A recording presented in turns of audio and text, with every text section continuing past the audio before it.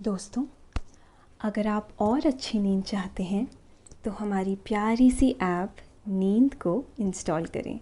इस ऐप पर आपको एक्सक्लूसिव स्लीप स्टोरीज़ मिलेंगी और आप बिना यूट्यूब प्रीमियम के भी इन स्टोरीज़ को बैकग्राउंड में सुन सकेंगे। इंस्टॉल करने के लिए आप हमारी वेबसाइट नींद.ऐप पर ज़रूर आइए और अच्छी कहानियाँ, स्लीप म्यूज़िक, कुछ टिप्स सुनने के लिए इस चैनल को सब्सक्राइब कीजिए। क्या आप खास दोस्तों या परिवार में लोगों को ना सो पाने की वजह से परेशान देखते हैं? उनके साथ ये कहानी शेयर करें, उनका मन शांत करने में मदद करें। नमस्कार, मैं हूं लोकेश और आज मैं प्रस्तुत करता हूं आकाश कौशिक द्वारा लिखी हुई एक खूबसूरत sleep story, secret door of Konark. यह कहानी आपको एक रोमांचक सफर पर ले जाएगी। यह कहानी है उस समय की जब उड़ीसा के राजा ने कोणार्क सूर्य मंदिर को अचानक रेत और बालू से पूरी तरह से ढककर बंद कर दिया। इस घटना को सैकड़ों साल बीत चुके हैं, लेकिन फिर भी आज तक सरकार ने इस दरवाजे को नहीं खोला। मंदिर का रहस्य इस मंदिर के बीचों बीच उसके मुख्य दरवाजे के अंदर छिपा हुआ है। माना जाता है कि यह मंदिर अधूरा है और सैकड़ों सालों से रेत के अंदर बंद रखा गया है। इस मंदिर के गुंबद पर एक 52 टन का चुंबक लगा हुआ था। आखिर क्या रहस्य है मंदिर के इस दरवाजे का? आइए जानते हैं आज की कहानी में। लेकिन पहले आप अपने आसपास की सारी लाइट्स ऑफ करके आराम से लेट जाएं। अपनी आंखें धीरे से बंद कर लीजिए। अब थोड़ा सा अपने शरीर को आराम दीजिए, थोड़ा और आराम। अपने शरीर को बिल्कुल ढीला छोड़ दीजिए। कोई टेंशन नहीं, कोई तनाव नहीं। अपने दिमाग में चल रहे सभी विचारों को, चिंताओं को त्याग दें। एक शांति सी महसूस करें। सब नेगेटिव, पॉजिटिव विचारों को धीरे धीरे निकाल दें। हाथों को सीधा करके अपनी कमर के साइड में रख लीजिए। अपनी सांस पर ध्यान लगाएं। इसको धीमे या तेज नहीं करना है।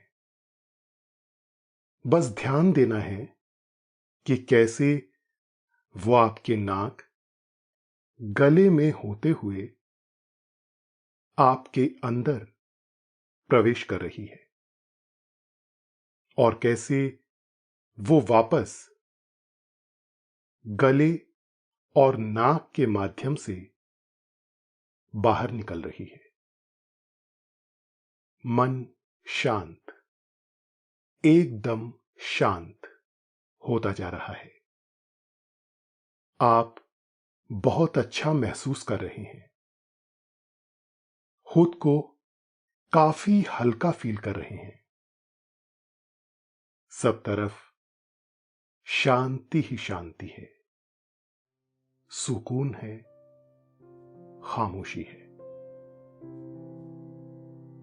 राजन, चलो जल्दी से उठ जाओ, सूरज सर चढ़ गया है। और कितना सोओगे? मां ने कहा। राजन आंखें मलता हुआ बिस्तर पर से खड़ा हो गया। क्या मां, आप रोज रोज मुझे जल्दी उठा देते हो। अभी तो मुझे और सोना है। चलो जल्दी से तैयार होकर ऑफिस जाओ, तुम्हारे ऑफिस का टाइम हो गया है। राजन एक सॉफ्टवेयर कंपनी में काम करता था। राजन बुझे मन से ऑफिस के लिए निकल गया और ऑफिस पहुंचकर अपनी कैंटीन में बैठकर चाय पीने लगा। वो चाय का बहुत शौकीन था। चाहे खाने को कुछ ना मिले, लेकिन सुबह दोपहर शाम की चाय तो वो जरूर पीता था। चाय पीते पीते अचानक उसकी नजर टेबल पर पड़े अखबार पर पड़ी। उसमें उसने सूर्य देव के रहस्यमयी मंदिर कोणार्क के बारे में एक आर्टिकल पढ़ा। न जाने आर्टिकल पढ़ने के बाद उसे क्या हुआ और उसने मन ही मन कोणार्क जाने का फैसला कर लिया। उसे पुराने महलों, मंदिरों, ये सब देखने का बहुत शौक था और उसने अपने घर में ढेर सारे ऐसे पुराने सिक्के जमा कर रखे थे जो तकरीबन हजारों साल पुराने थे। उसे ऐसी चीजों का संग्रह करना और अपने दोस्तों को बड़े चाव से दिखाना बहुत पसंद था। ऑफिस का काम खत्म करने के बाद वो घर के लिए निकल गया और घर जाकर मां को कोणार्क जाने के बारे में बताया। मां जानती थी, वैसे भी मना करने से भी ये कौन सा रुकने वाला है, इसलिए उन्होंने उसे नहीं रोका। दोस्तों, अब से आप bedtime stories, guided meditations, relaxing music, इन सब का आनंद नींद ऐप पर ही उठा सकते हैं। राजन ने अपना सामान पैक किया और निकल गया अपनी मंजिल के लिए। एक लंबी यात्रा के बाद वो सूर्य देव के रहस्यमयी कोणार्क मंदिर पहुंच गया। वो अति भव्य और प्राचीन मंदिर को देखकर भौचक्का रह गया। मंदिर की दीवारों पर हजारों साल पुरानी नक्काशी की गई थी, जो आज की दुनिया की मॉडर्न टेक्नोलॉजी से भी संभव नहीं है। राजन ने देखा कि उस मंदिर को सूर्य देवता के रथ के आकार में डिजाइन किया गया था। राजन के दिमाग में अभी भी उस रहस्य से भरे दरवाजे के रहस्य को जानने की इच्छा थी, जिसके बारे में उसने अखबार में पढ़ा था। राजन के कंधे पर एक कैमरा लटक रहा था, जो उसे उसके पिता ने उपहार में दिया था। वो उसे जान से भी ज्यादा चाहता था और बहुत संभाल कर रखता था। उसी कैमरे से वो मंदिर के आश्चर्यजनक दृश्यों की फोटो लेता जा रहा था। मंदिर की खूबसूरती ने उसे भारतीय कला के प्रति सोचने पर मजबूर कर दिया था। उसने देखा कि सूर्य देवता के उस रथ में 12 जोड़ी पहिए मौजूद थे, जो पत्थर से बने हुए थे। इसके साथ ही राजन को 7 घोड़े भी दिखाई दिए, जो रथ को खींच रहे थे। माना जाता है कि ये 7 घोड़े 7 दिनों को दर्शाते हैं। वहां पर 12 जोड़ी पहिए भी मौजूद थे, जो दिन के 24 घंटों को दर्शा रहे थे। गणित का ऐसा सम्मेलन और ऐसा प्रयोग देखकर वो हैरान रह गया कि हजारों साल पहले भी ऐसी कला मौजूद थी, जो आज के वैज्ञानिकों को भी सोचने पर मजबूर कर दे। सूर्य देव के उस रथ के पहिए में हर एक तीली, हर एक पहर को दर्शाती थी। वो पहिया एक सूर्य घड़ी का काम करता था। जैसे जैसे सूर्य पूर्व से पश्चिम की तरफ बढ़ता था, वैसे वैसे उसकी धूप हर तीली पर पड़ती जाती थी और सही समय बताती थी। ये सब देखकर राजन की हैरानी का कोई ठिकाना न रहा। वो मन ही मन भारत के प्राचीन कारीगरों की बेजोड़ तकनीक का लोहा मान रहा था। थोड़ा आगे जाने पर उसे बहुत सारे गाइड लोगों ने घेर लिया और याचना करने लगे कि आइए, हम आपको पूरा मंदिर घुमा देंगे और पैसे भी बहुत कम लेंगे। राजन ने कहा, नहीं भैया, मैं मंदिर अपने आप ही घूम लूंगा। मुझे अकेले घूमना ज्यादा अच्छा लगता है। ऐसा कहते हुए वो उस भीड़ से बाहर निकलकर आगे जाने लगा।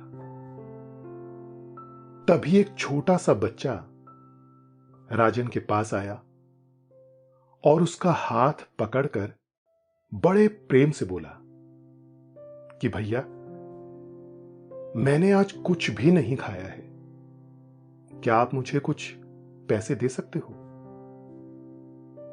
राजन ने कहा, बेटा, भीख मांगना अच्छी बात नहीं है। हर आदमी को कर्मठ और परिश्रमी होना चाहिए। इसलिए मैं तुम्हें भीख तो नहीं दे सकता, पर अगर तुम ये मंदिर घूमने में और इसकी विशेषता बताने में मेरी मदद करोगे तो मैं तुम्हें जो चाहोगे वो इनाम दूंगा। बोलो, करोगे ना? लड़का बहुत खुश हो गया। उसके आंसू बहने बंद हो गए और वो खुशी से खिलखिलाने लगा। राजन को यह देखकर बहुत संतुष्टि हुई और दोनों मंदिर के अंदर चले गए। मंदिर की भव्यता और सौंदर्य देखकर राजन की आंखें फटी की फटी रह गई। लड़के ने बताया, भैया, ये मंदिर बहुत प्राचीन है और कहते हैं कि ये समय की गति को दर्शाता है। इस मंदिर के मुख्य दरवाजे में माना जाता है बहुत सारे रहस्य मौजूद हैं। प्राचीन काल में इसे नरसिंह देव ने बनवाया था। लड़का राजन को घुमाते घुमाते मंदिर की विशेषता और कहानी बताता जा रहा था। उसके मुंह से निकला हर एक शब्द मंदिर की भव्यता में चार चांद लगा रहा था। राजन उस लड़के का हुनर देखकर हैरान था। उसे कई भाषाएं आती थी। वो बीच बीच में अंग्रेजी भी बोल रहा था। भैया, यहां की सूर्य मूर्ति को जगन्नाथपुरी में रख दिया गया था क्योंकि यहां उसकी सुरक्षा नहीं हो पा रही थी। अब यहां कोई मूर्ति तो नहीं है, बस पर्यटक घूमने आ जाया करते हैं और मंदिर की खूबसूरती को देखकर उनकी आंखों को बहुत सुकून मिलता है। दोस्तों, अब से आप आपकी मनचाही दादी और नानी की कहानियों से प्यारी नींद की कहानियां सिर्फ और सिर्फ नींद ऐप पर ही सुन पाएंगे। तो इसी तरह हमारे साथ कहानियों के जरिए जुड़े रहने के लिए आपकी अपनी नींद ऐप इंस्टॉल करें। भैया, इस मंदिर का एक बहुत बड़ा रहस्य है जो कि इसके गुंबद में छुपा हुआ है। सैकड़ों साल पहले एक बहुत बड़ी चुंबक इसके गुंबद पर रखी गई थी, जिसके कारण सूर्य भगवान की मूर्ति हवा में तैरती थी और वहीं पर उसकी पूजा अर्चना की जाती थी।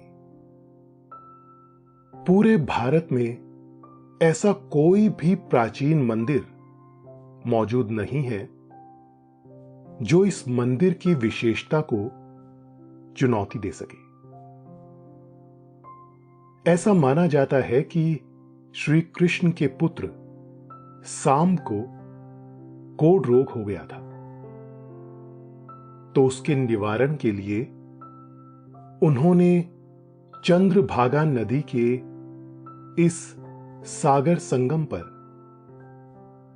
12 वर्षों तक घोर तपस्या करी थी। उनकी तपस्या से प्रसन्न होकर सूर्य देव ने उन्हें रोग मुक्त होने का वरदान दिया और वो पूरी तरह से ठीक हो गए। उसके बाद वो नदी में नहाने के लिए गए और जब वापस लौटे तो उनके हाथ में न जाने कहां से एक पत्थर आ गया। उस पत्थर की एक विशेषता थी कि वो सूर्य भगवान के शरीर से बनाया गया था, जो विश्वकर्मा ने बनाया था। उस पत्थर को सूर्य भगवान की प्रतिमा मानकर शाम अपने अपने मित्र वन में स्थापित कर दिया। उसके बहुत समय बाद एक राजा हुए, नरसिंह देव। उन्होंने यहां पर एक बहुत भव्य सूर्य मंदिर बनाने का फैसला किया। दूर देश से तरह तरह के निपुण कारीगरों को बुलाया गया। तकरीबन 12,000 कारीगरों को मंदिर के निर्माण का कार्य सौंपा गया। समय बीतता जा रहा था। मंदिर बनने के बाद भी उस पर सूर्य भगवान की प्रतिमा स्थापित नहीं हो पा रही थी। 12 वर्षों का समय बीत गया था, परंतु फिर भी मंदिर पूरा नहीं हो पा रहा था। मुख्य शिल्पकार इस बात से बहुत चिंतित थे। जब वो अपने घर से चले थे तो उनका एक पुत्र पैदा हुआ था, परंतु अब उन्हें मंदिर बनाते बनाते 12 वर्ष बीत चुके थे। वहां उनके गांव में उनका पुत्र धर्मा अपने पिता के नक्शे कदम पर चलते हुए बहुत अच्छी शिल्पकला करने लगा और मिट्टी के छोटे छोटे मंदिर बनाकर उन पर गुंबद स्थापित करने लगा। उसका यह हुनर देख उसकी माता को उस पर गर्व होने लगा। उसने कहा, मैं पिताजी के अधूरे काम को पूरा कर सकता हूं। मां, अगर आप मुझे आज्ञा दें तो मैं कोणार्क जाकर मंदिर पर गुंबद स्थापित कर सकता हूं। मां ने आज्ञा दी और 12 वर्ष का धर्मा एक लाठी में कपड़े और खाने पीने की पोटली बांधकर घर से निकल पड़ा। उसके साथ उसका प्रिय कुत्ता भी साथ साथ चलने लगा। कई दिनों की अथक यात्रा के बाद वो कोणार्क पहुंचा और अपने पिता मुख्य शिल्पकार से मिला।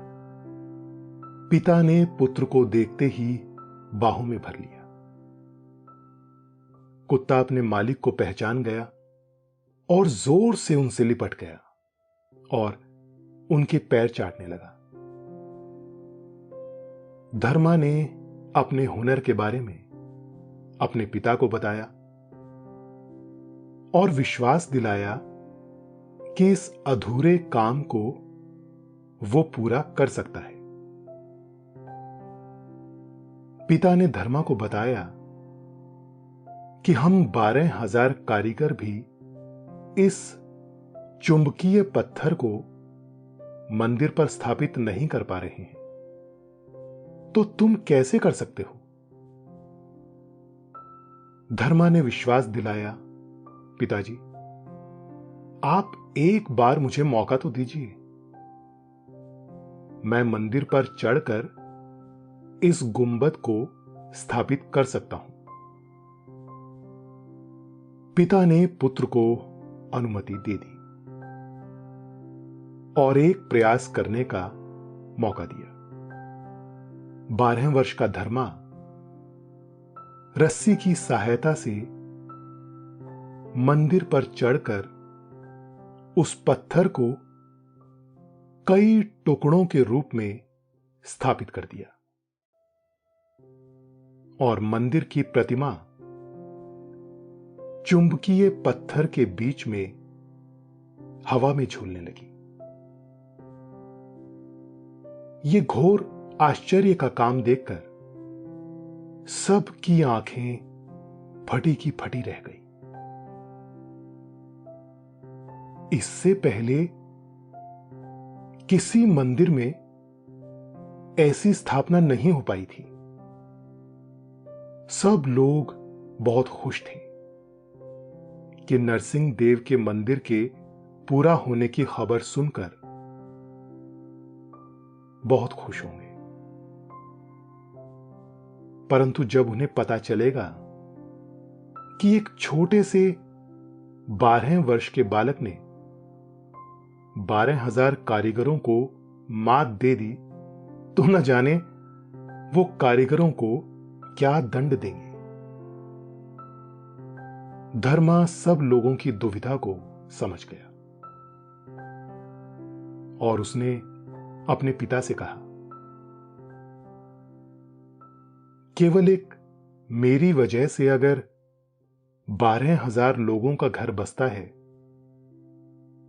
और उनकी जान बचती है, तो मुझे इस काम का कोई श्रेय नहीं चाहिए और ना ही कोई इनाम राजा से पाना चाहता हूं। मैं वापस लौट जाऊंगा और आप राजा को बता देना कि मूर्ति की स्थापना आप सभी लोगों ने की है। दोस्तों, अब से आप bedtime stories, guided meditations, relaxing music, इन सब का आनंद नींद ऐप पर ही उठा सकते हैं। राजा नरसिंह तक खबर पहुंच गई कि मंदिर पूरा हो गया है। अगले दिन नरसिंह देव ने जैसे ही मंदिर में पहला कदम रखा और ऊपर की ओर देखा, तो उनकी आंखें फटी की फटी रह गई। सूर्य देव की प्रतिमा हवा में झूल रही थी और यह कमाल उस चुंबकीय पत्थर का था जो गुंबद पर स्थापित किया गया था। ऐसी बेजोड़ कारीगरी देखकर नरसिंह देव बहुत प्रसन्न हुए। बहुत सारे बाजे और नगाड़ों के साथ मंदिर में कलश स्थापना की गई। राजन लड़के की बात हैरान होकर सुने जा रहा था और लड़का राजन को पूरे मंदिर की यात्रा करवा रहा था। राजन ने पूछा, बेटा, तुम्हें इस मंदिर के बारे में इतना सब कैसे पता है? तो लड़के ने बताया, मेरी दादी मां यहीं कुछ दूरी पर रहती है और मैं उसी वंश से हूं जिस वंश के बेटे धर्मा ने मंदिर पर मूर्ति की स्थापना की थी। हम इस मंदिर के कारीगरों के वंशज हैं। उस लड़के के अंदर राजन को न जाने क्यों वही 12 वर्ष का निपुण कारीगर धर्मा दिखाई दे रहा था। जिस चाव से वो कहानी सुना रहा था तो ऐसा लग रहा था जैसे वो लड़का कोई और नहीं, स्वयं धर्मा ही हो। राजन उस लड़के से अब एक अटूट डोर बंधी हुई महसूस कर रहा था, एक कनेक्शन महसूस कर रहा था। उसे उस लड़के से बेहद लगाव हो गया था। मंदिर घूमने के बाद वो दोनों एक चाय की दुकान पर गए और राजन ने उसे भर पेट खाना खिलाया और साथ में चाय भी पिलाई। लड़का बहुत संस्कारी था। भोजन की थाली के चारों ओर पानी छिड़का और भोजन को प्रणाम करके तब उसने भोजन ग्रहण किया। ये सब देखकर राजन दक्षिण भारत की सभ्यता और संस्कृति की मन ही मन सराहना करने लगा। लड़के ने बताया, भैया, बहुत सालों के बाद वो चुंबकीय पत्थर अपनी ऊर्जा से समुद्र में आने जाने वाले जहाजों को अपनी ओर खींच लेता था और जहाज डूब जाते थे। इसलिए कई आक्रमणकारियों ने उस मंदिर को ध्वस्त कर दिया और उसके गुंबद को तोड़ दिया। वे लोग उस पत्थर को भी अपने साथ ले गए, जिसके चमत्कार से मंदिर की प्रतिमा हवा में झूलती रहती थी। धीरे धीरे मंदिर बालू से पूरी तरह ढक गया और दुनिया की नजरों से ओझल हो गया। ये तो अंग्रेजों के समय वापस इसकी खोज की गई और इसकी मरम्मत करने के बाद फिर से पर्यटकों के लिए यह मंदिर खोल दिया गया। आज भी यह मंदिर अपने अंदर ऐसे रहस्य समाये हुए हैं जिसके बारे में कोई नहीं जानता। माना जाता है कि मंदिर का वो चमत्कारी पत्थर आज भी इस मंदिर के नीचे किसी तहखाने में मौजूद है, जिसे आज तक कोई नहीं ढूंढ पाया है। राजन ने अपनी जेब से निकालकर लड़के को कुछ पैसे दिए और कहा कि तुम्हें जीवन में कभी भी किसी चीज की भी कोई जरूरत हो तो मुझसे जरूर कहना, यह मेरा पता है। दोनों ने एक दूसरे को गले लगाया और राजन ने लड़के को अलविदा कहकर उससे विदा ली। कोणार्क मंदिर की भव्यता, सुंदरता और उसके रहस्य को अपने मन में धारण करके राजन बस की खिड़की पर बैठा विचार कर रहा था। उसने देखा कि साइड मिरर में अभी भी वो बच्चा राजन की तरफ हाथ हिला रहा था और उसे अलविदा कह रहा था। किसी अजनबी से ऐसा संबंध राजन पहली बार महसूस कर रहा था। मन में शांति थी और दिमाग में भारत की बेजोड़ कलाकृतियों की कहानियां थी। तो दोस्तों, ये थी आज की कहानी सीक्रेट डोर ऑफ कोणार्क। आशा है आपको आज की यह कहानी अच्छी लगी होगी। आपने ये कहानी सुनी, आपको अच्छा लग रहा है और समय हो गया है आपके सोने का। अब आप धीरे धीरे नींद की ओर बढ़ते जा रहे हैं और नींद आपको अपने आगोश में समाती जा रही है, समाती जा रही है। शुभ रात्रि।